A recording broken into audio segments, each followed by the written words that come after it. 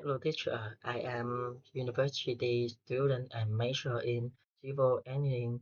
I chose this major because I am interested in construction.